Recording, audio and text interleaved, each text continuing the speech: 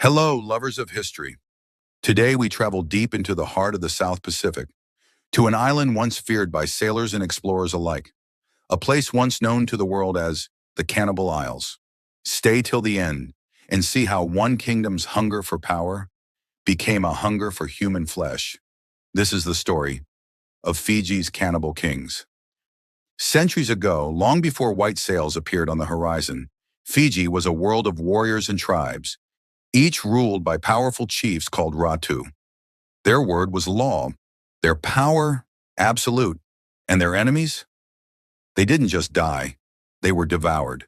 Cannibalism in Fiji wasn't madness, it was ritual, a symbol of dominance, revenge, and divine strength.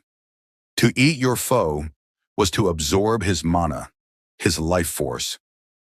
When war drums echoed across the jungle, villages would burn, spears would clash, and when the smoke cleared, the feast began.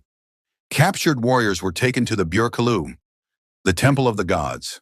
There, the high priest blessed the flesh of the fallen, and the king's warriors ate in celebration of victory.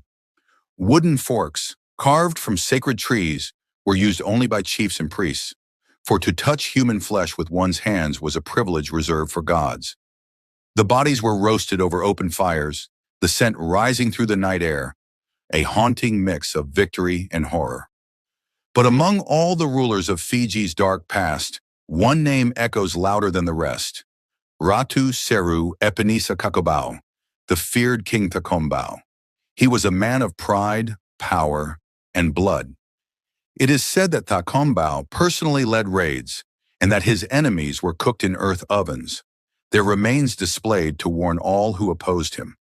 For him, cannibalism was not just survival or ceremony, it was a tool of fear, a weapon of rule. Then came the missionaries, men from across the seas who brought crosses, not spears. They spoke of mercy, forgiveness, and the king laughed, but slowly change crept in. One by one, the tribes converted. The old gods fell silent, and the feasts of flesh came to an end. By the late 1800s, Fiji's cannibal kings laid down their forks and raised the flag of peace, as the islands became part of the British Empire. Today, Fiji is a paradise. Blue waters, smiling faces, a land of warmth and welcome. But beneath that beauty lies a story carved in bone and fire, of kings who ruled with fear and warriors who dined on their foes. A place once called the Cannibal Isles, and for good reason. If this tale of power and terror fascinated you, don't forget to like, follow, and subscribe for more dark corners of